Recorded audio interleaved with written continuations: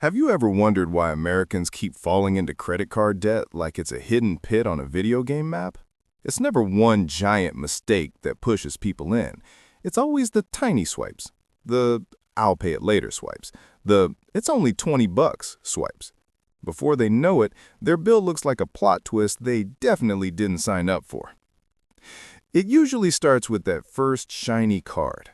The bank mail arrives looking friendly, almost flattering. You're pre-approved.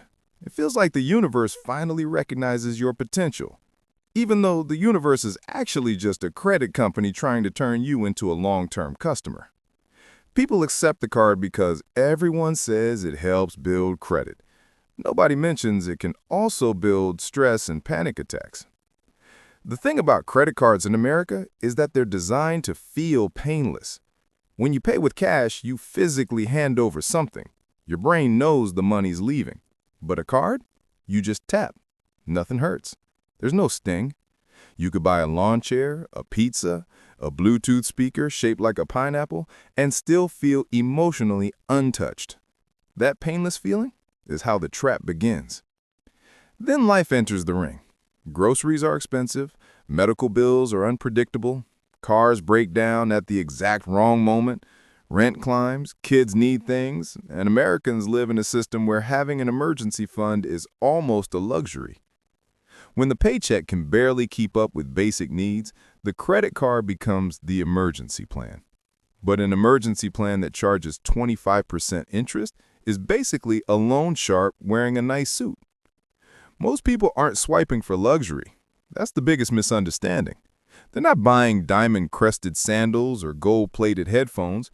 A huge part of credit card debt in America comes from necessities: food, bills, gas, school supplies, repairs. It's survival disguised as spending. Then comes the villain of the story: interest. Interest rates in America are wild. Some cards charge more interest than the average return people get from actually investing money. When someone pays only the minimum amount due, they're basically sending a polite, "please don't be mad" payment.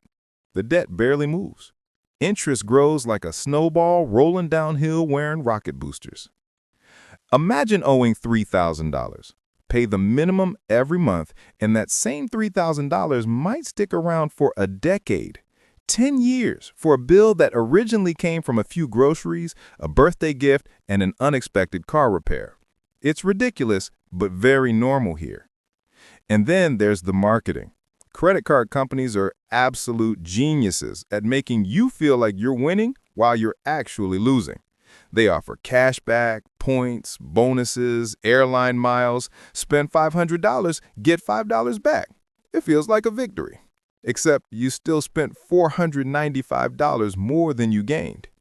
Humans love rewards, so companies take full advantage of that impulse. Another reason the trap is so common? Financial education is basically absent.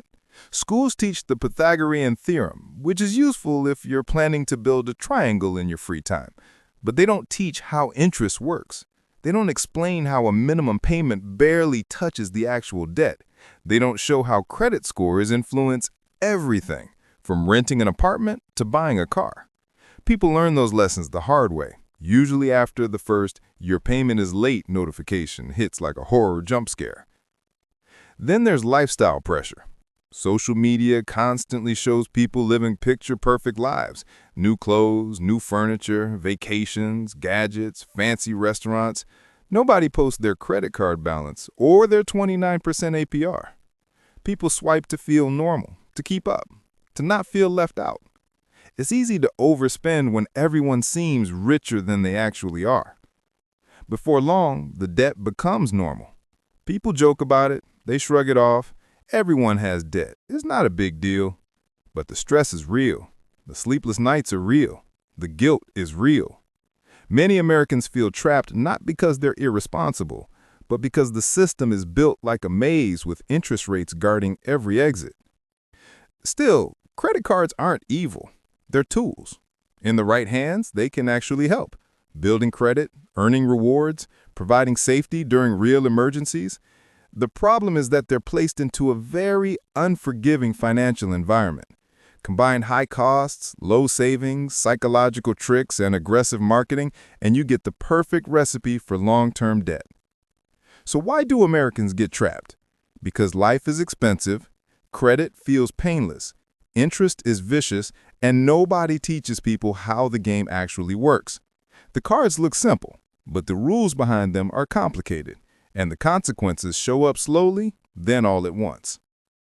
Understanding the trap is the first step out of it. And once you see how the system works, you start treating credit cards with the respect of something powerful and unpredictable, like a microwave that can either heat your food or blow it up.